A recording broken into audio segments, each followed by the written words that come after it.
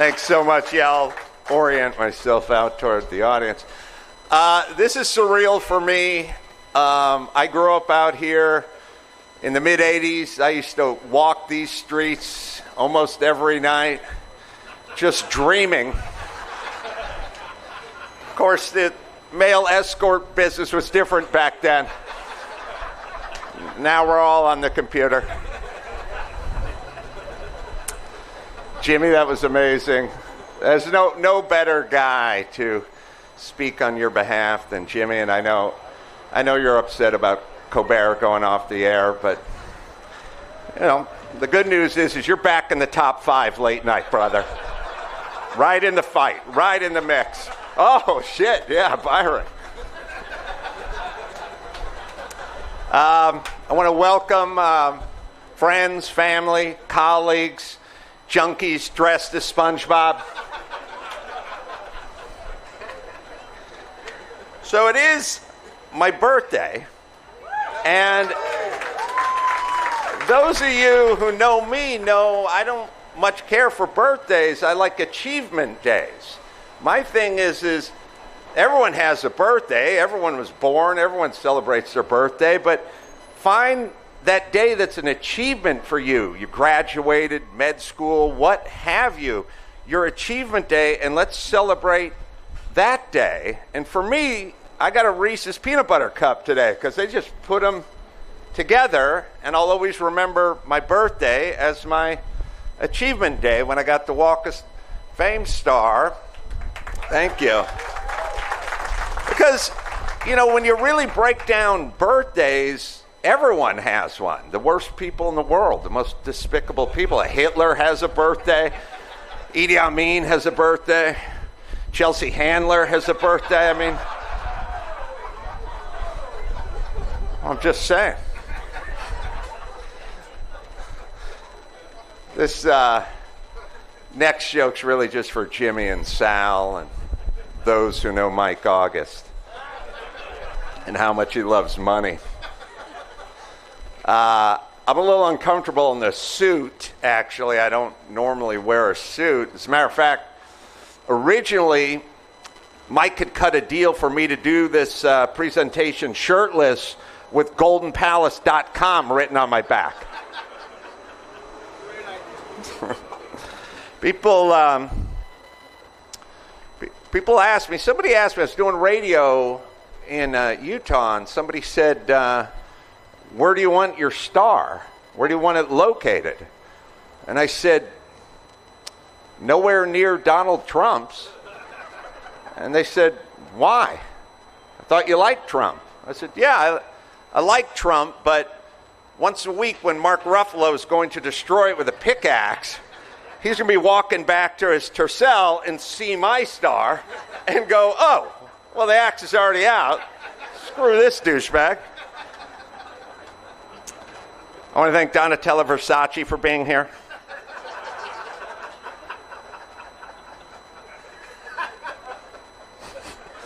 She's my spirit animal. I was thinking back, if they had a poly market in 1993, the odds of me getting a star would be just below Joey Buttafuoco. That's how incredible this is. It's also kind of ironic that I'm getting into the Walk of Fame for radio. Radio. It's 2026, and I'm in for radio. That's basically like being inducted into the Typewriter Repair Hall of Fame.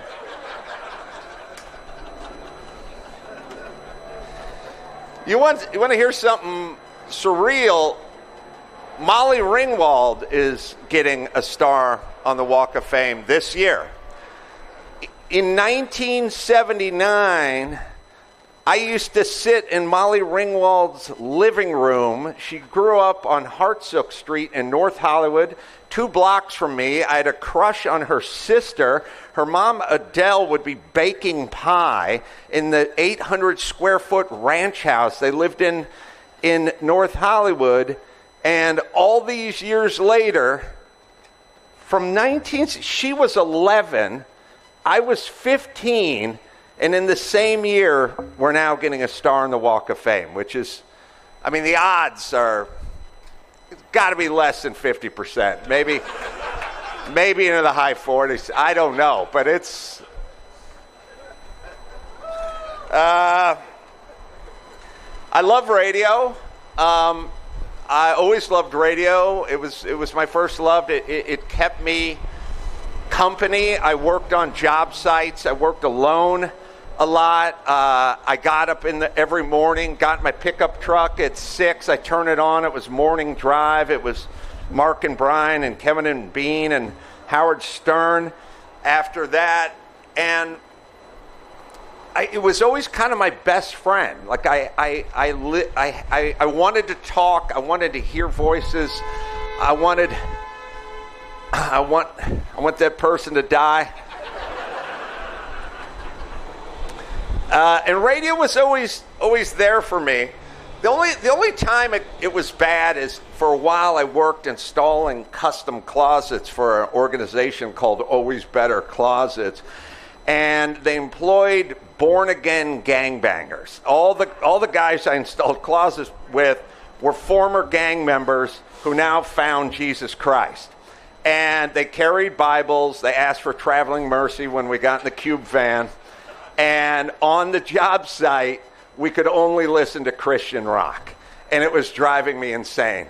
And at some point, I made a proclamation. I just said, look, can we just turn it to KLOS? Just put it on KLOS. Let's just hear some classic rock. It's not bad. It's not the devil's music. And they said, okay, we'll give it a try. And I switched it over to KLOS. And Bob Seger's Main Street was playing, a lovely melodic song. Down on Main Street, na na na na. And I looked at all of them. I said, this is a beautiful song. What's your beef? And they all looked at me and they said, that song's about a whore. And I said, wait a minute, no way. And then I went over the lyrics in my head, and you're right, she's a whore. All right, put it back on Stryper. I want you guys to know that, of course, I would not be here today without Jimmy Kimmel. None of you would be here today without Jimmy Kimmel, because what the fuck would you be doing? You look like maniacs just sitting on the street. I was thinking, I was trying to think of what I should say about Jimmy, and I'll be succinct. I mean, he really is the reason I have a career. And I was thinking about it, and I thought, I don't know if Jimmy is the first person who believed in me, but he's definitely the first person that ever did anything about it. Others sort of were like, hey, nice one. And then they'd go their merry way. Jimmy took it upon himself to get me a career. And in a world with comedians can be pretty cutthroat, and there's a lot of sour grapes, and they don't like it if you make more money or get more famous or whatever that is. Comedians are famous for that. Not Jimmy. Selfless, always behind me, always promoting me, and always making sure that I did the right thing. Like I told him once at K-Rock I wanted to drive the van because I was looking to get a job, and he said, don't drive the van. And I said, why not drive the van at K-Rock? And he said, then you'll be the van driver. And I did forget, I forgot about that joke of the 160 pounds of chiseled steel, but you're 225. That made me laugh. But the joke I do remember saying on the air with Jimmy, as Kevin and Bean interviewed me after I'd been training him for a couple of weeks, and it's the first joke I ever said on the radio. And they said, what do you think? And I said, well, we're looking for a nickname. He doesn't have a good boxing nickname. I figured since he's from Brooklyn, maybe call him the Brooklyn Bomber, Brooklyn Assassin. And also, he's Italian. I thought maybe Italian Tornado would work. But after seeing him spar, we just settled on Jim.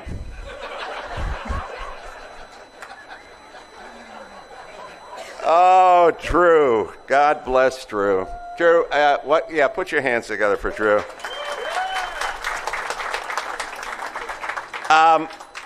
I will say this about Drew.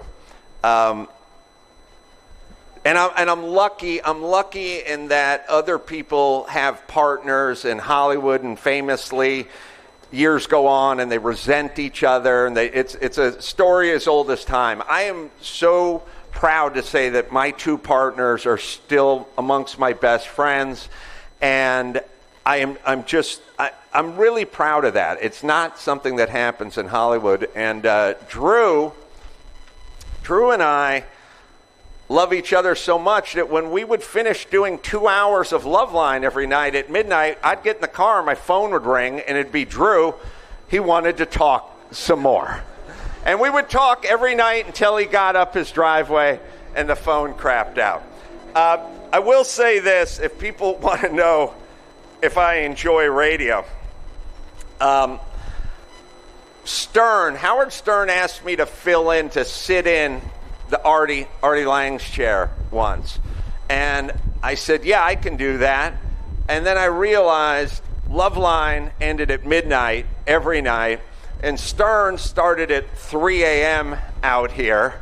And so because I love radio so much, I would leave Loveline at midnight. I would get home at 12:30 at night under the Hollywood Hills. Loveline was Culver City. I would watch TV for an hour. I would sleep from 1:30 to 2:15, and I would get back in my car and go back to Westwood 1, which was in Culver City, at 3 in the morning and do 5 hours of Stern. And I would do it anytime he asked for no pay. So that was my commitment to radio.